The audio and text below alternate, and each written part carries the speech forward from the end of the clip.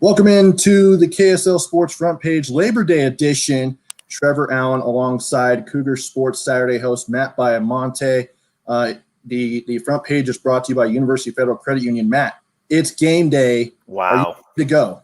I'm ready, man. I just wrapped up a special pregame edition of Cougar Sports Saturday. So if you missed that, you've got a couple hours still to listen to it before the game kicks off. And just excited to have some new football games. I mean, there's so many interesting storylines, which we'll get to, of course, here on the front page.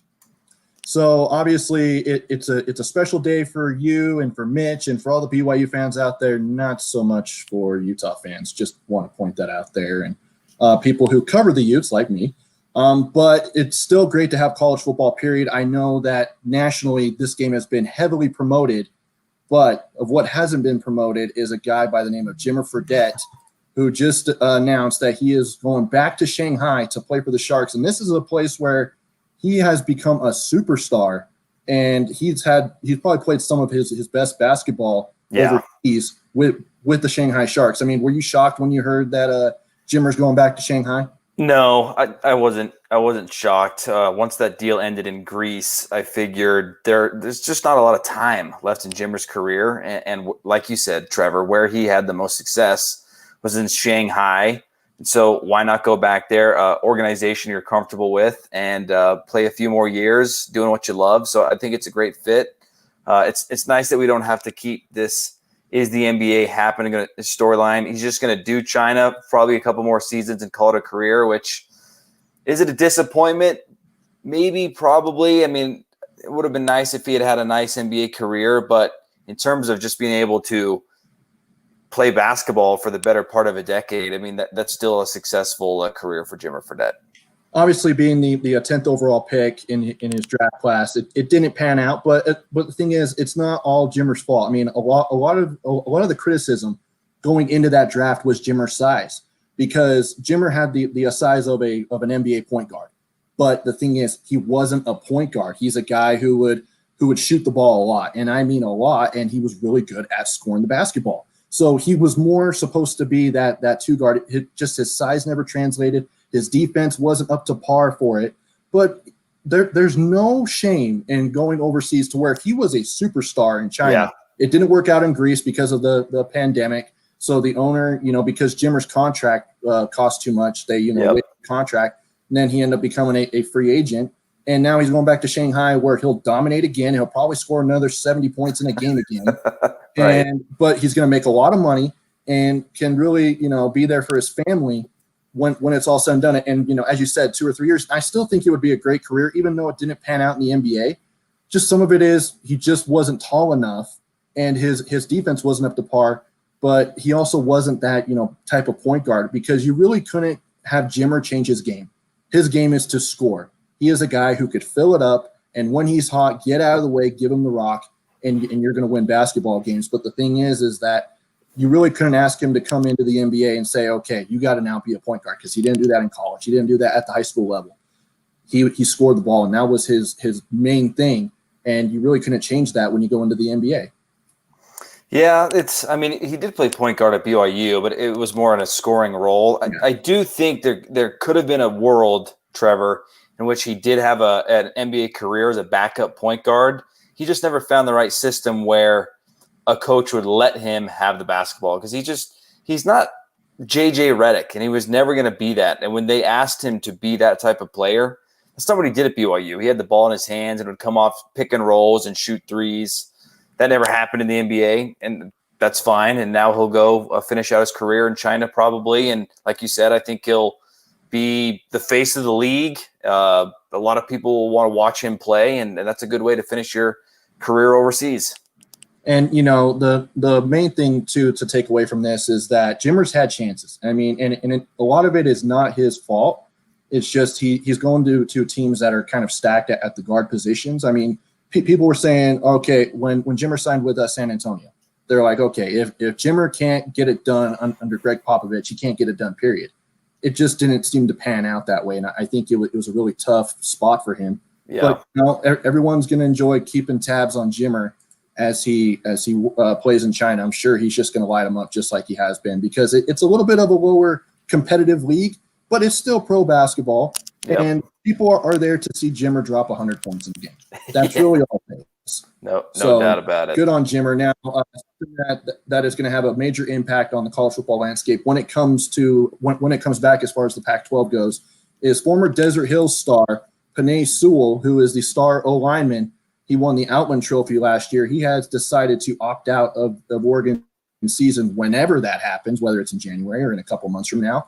And he will not be there for Oregon as he's getting ready for the 2021 NFL draft. He's a guy who's probably a top 10 pick, right, Matt? Yeah. Oh, yeah. He's probably the first offensive lineman taken in the NFL draft. And I actually think, Trevor, this is probably going to be the beginning of a trend in the Pac-12 and the Big Ten if they're not able to push up their start dates, because I know that Commissioner Larry Scott for the Pac-12 was excited about likely starting early January, especially with the rapid testing. But if you are an NFL caliber player, why would you play in January if you can get ready for the NFL draft?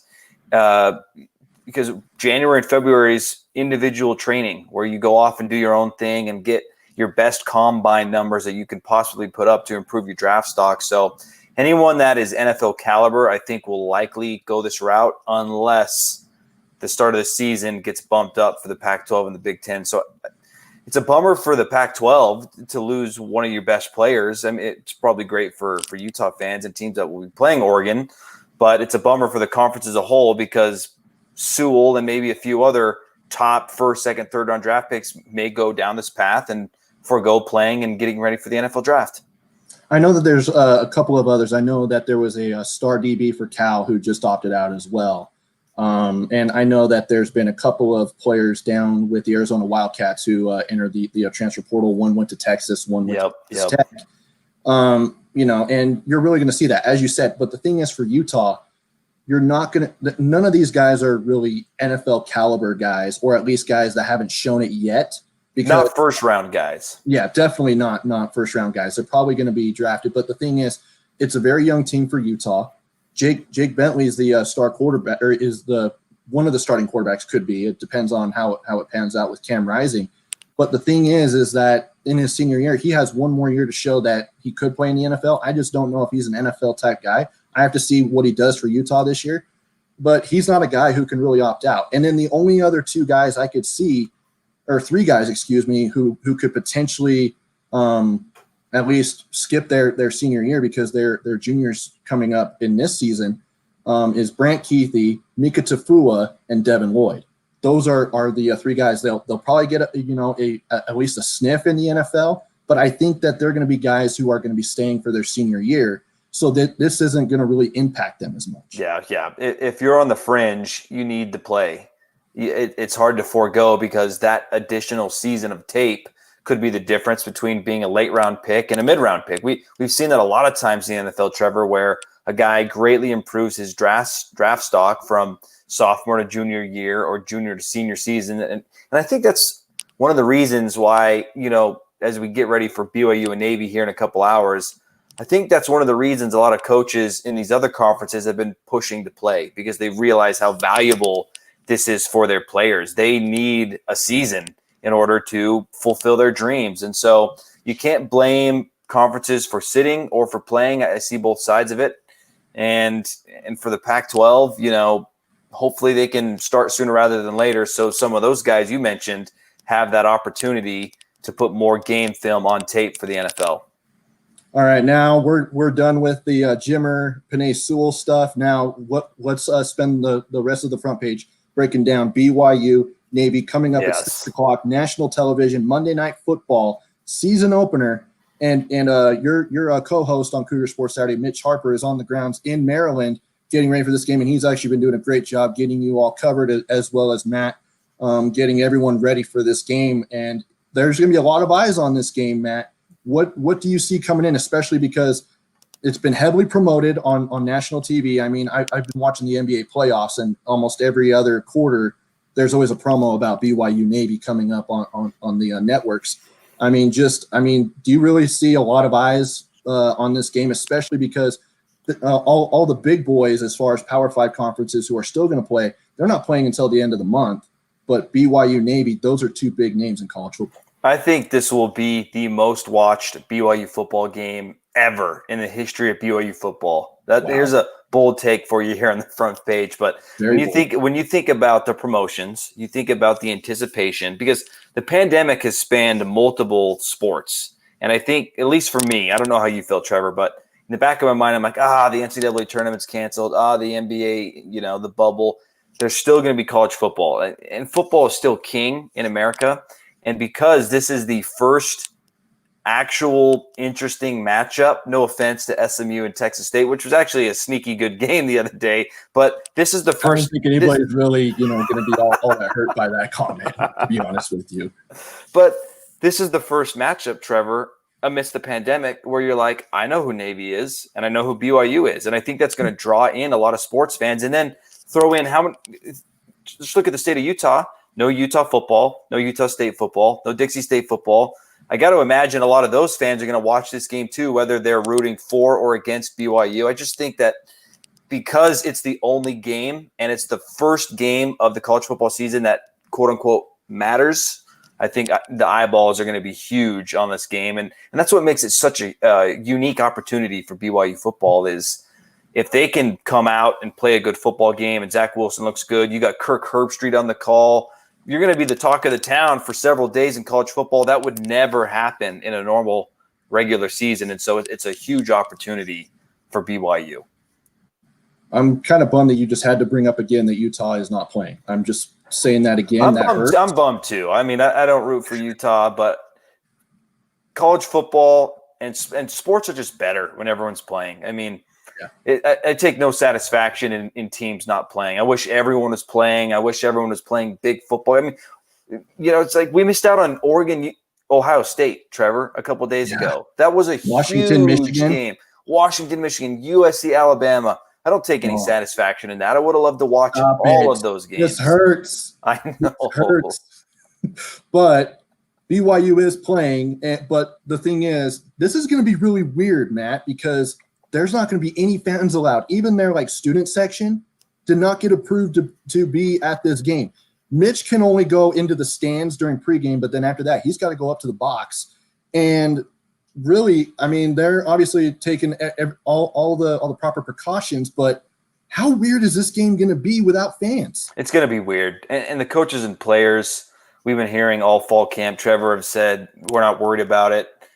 We're preparing for it. You can't prepare for this. You can't prepare for this. And that's why I think this first quarter is going to be so interesting, because whichever team can adjust the quickest to these unusual circumstances, I think will have a huge edge in that first quarter and maybe even first half, just jumping on the other team. And that's really important for BYU, Trevor, because Navy, they love to play from ahead. They love to just run the football, have these long possessions behind their triple option. If you can get up 10-0, 14-0, just jump on them quick, then that might make Navy have to change the way they want to play, which is exactly what you want to do against a triple option team, is get them uncomfortable. If they get rolling and they're getting 5-6 yards of carry, it could be a long day. And so these weird, unusual circumstances could benefit BYU if they're able to adjust and jump on the midshipmen quick. So now let's dive into some of the measures that Navy and BYU are taking in order to make sure everybody is safe, the coaches, the players, the media, everyone who's attending this game tonight. You've obviously been following it closely. You and Mitch have obviously been talking about it. Just kind of tell the viewers who are watching this some of the measures they are taking to make sure everyone's safe. Yeah, so Mitch and Kirk Herbstreit and all those guys, they had to get temperature checked when they got in there, and they're wearing wristbands saying that they've cleared the protocols for being in there. And then once they're in there, there's plexiglass between them all. So that applies to the coaches, that applies to the media, and there's not a lot of media at this game. There's really not. And so Mitch is one lucky dude to be there, and he's doing a great job of covering it for us. And then there's not going to be a lot of people on the field. That post game is going to be all virtual, so that's going to be conducted over Zoom, just like all the media availability during fall camp. So it's really locked down. We probably won't notice that much on TV. I know the Sky Cam is there, and so there's going to be the normal. Out of nothing. I think it's going to be tight. I think it's going to be within the field of play. I don't think we're going to see those wide fan shots. So from a TV perspective, it might not be too crazy. But being from Mitch's view in the press box has got to be really interesting, not seeing anybody. And then coaches have to wear a mask on the field. And another thing I loved that college football's done this year is they've expanded the sideline. So I think before it was 30 to 30. Now it's 15 to 15. So it's almost the whole length of the field, which lets the teams spread out even more. So I think they've done a great job over there in Annapolis of doing everything they can to make sure everyone is safe for this game. And, as far as wearing masks too, I'm glad that they were able to stretch that out to go to the 15-yard line on each side, because it's going to be harder to call out plays. But the thing is, players are still going to be able to hear you because you don't have – unless they're going to pipe in crowd noise in the stadium, which we don't know yet. Right. They might actually pipe it into the TV broadcast, but are they going to pipe it into the stadium is going to be the question. But say that they don't, it's going to be easier to hear the calls, but you've also still got a mask on, which could, kind of mess up some of the calls when you're trying to get it to your quarterback. Yeah, exactly. And that's going to be another fascinating thing is just what's the atmosphere like if there is no piped in noise? How does that affect how you play? I mean, normally when you're on the road, you're worried about the noise and you've got silent counts and all these things. Now you're worried about maybe not tipping your hand on play calls if your defense can catch on to those things. So that's just one of many of these reasons. As you see here, Mitch put out this piece, 20 reasons to be excited for football. That's one of the reasons I think makes this game so interesting is which team, like what preparations do they put forward to be in this position? Because you just don't prepare for this stuff normally. And so what have they done and how do they mitigate these things? It'll be so interesting. Give me 2 reasons why you are really pumped about BYU's season. I am, number one, it's obvious we're playing. I mean, there's football. Mitch has it as number 1. Yeah, and I couldn't agree more with Mitch. They're playing. And I don't care what the schedule is. And I've said this on Cougar Sports Saturday several times, Trevor, but I think I actually am really excited for the schedule because it's going to be a really good indication of where BYU is as a program.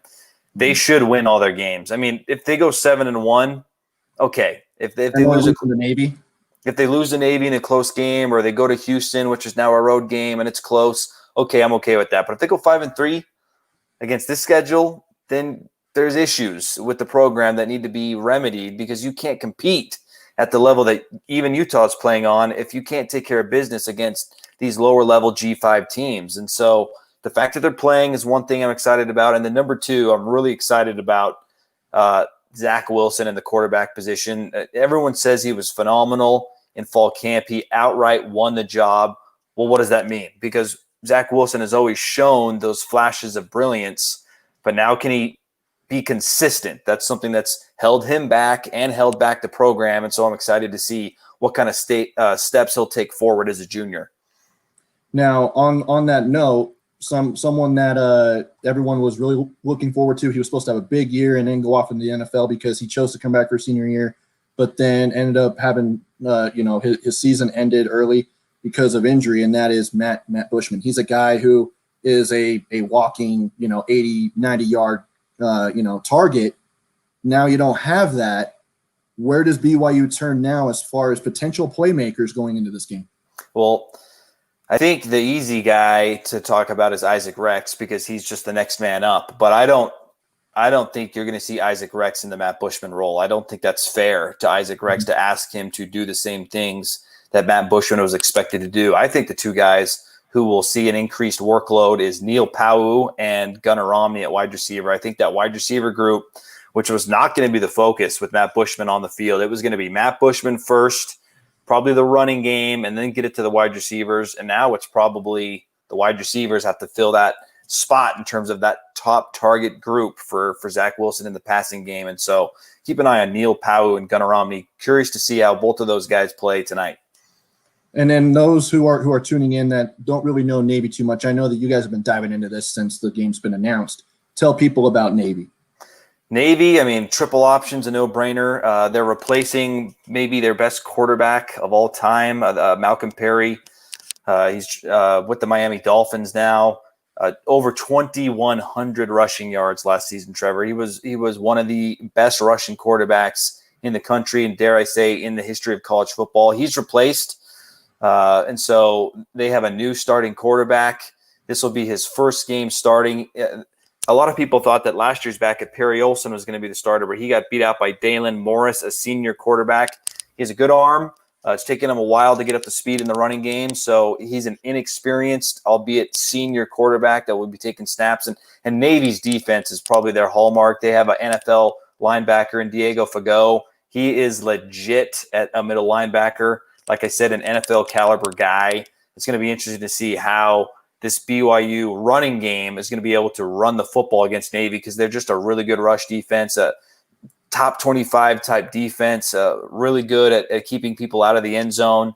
So BYU has their hands full, and without Matt Bushman, it's going to be fascinating to see how does the Cougars put points on the board, something they struggled doing last season. All right, we'll end on this. 3 keys to the game if BYU wants to get a W tonight. 3 keys to the game. Number 1 is red zone efficiency. There's going to be fewer possessions just because of the way Navy plays. And so when they get to the red zone, they've got to get touchdowns. Field goals are fine, but they're a lot of time not going to win you games. So red zone efficiency, number 1. Number 2, running the football. I think they need to have a 100-yard rusher. They can't be going 3 and out, and they can't be having quick drives and putting their defense in a tough position. So red zone efficiency, 1. Having a rusher go for 100 yards, number 2, and then number 3, something that has killed BYU in the past. You got to win the turnover battle, cannot cough it up to Navy. And so those are my 3 keys to tonight's BYU Navy matchup. As long as Zach Wilson doesn't throw three picks like he did in that simulation we did on Saturday, I think BYU will win, right? Yes. If he throws 3 picks like the simulation, it could be a long day for BYU. I don't think that'll happen, but hey, That's why sports are so fun. You never know what's going to happen, Trevor. On that topic, I know you, Kyle, and I talked about that on Saturday on that simulation. But how short of a leash does Zach Wilson have tonight? I think it's pretty long tonight. I think it would have to be a disaster tonight. But if they were to lose and he didn't look well, then I think the competition would open back up into a weekly practice. And then depending on what happens between now and Army, maybe there's a shift. But it would take something catastrophic for him to get pulled tonight. I'm giving you the floor really quick to tell folks out there where to catch yours and Mitch's coverage of tonight's game. Yep. So we'll be all over KSL Sports Twitter, KSL Sports Instagram. We're going to put up some immediate post-game articles on KSLSports.com. My personal Twitter, Baiamonte Matt. We'll have a podcast that you can find on KSLSports.com or wherever you listen to podcasts. So wall-to-wall coverage, going to be great, and really looking forward to this matchup. And one last thing. I know I've actually said this a bunch. Score prediction. My score prediction is 30-28 BYU. I think they have to put together a drive late, and Jake Oldroyd kicks a game-winning field goal. I'm going to go this one's tough. I'm going to say 28-17 Cougars. Nice. I really think the defense is going to figure it out. I believe that in that first quarter, it's going to be a little bit difficult just trying to – I mean, you're only able to simulate the triple option in practice so much until you actually go up against it. I think that in that first quarter, they're just going to be getting their feet wet with that triple option. But I think second, third, and fourth quarter, I think it's going to be more flowing, and they're going to be able to get some stops. Yeah. I believe that Zach Wilson's going to have a big game. But you've also – just like you said, you've got to get the running game going. And I believe that they'll at least get that. Get that 100-yard rusher. Well, Matt, it's always good to catch up with you. Thank you so much for joining us, and hopefully we're talking about a BYU win coming up throughout the week as they get ready for Army next Saturday. Thanks, Trevor. Glad to have football back, and I'll catch you soon. Appreciate it. And that'll do it for this edition of the KSL Sports Front Page. It is presented by University Federal Credit Union. Make sure you guys check out all of our coverage of BYU and Navy at KSLSports.com.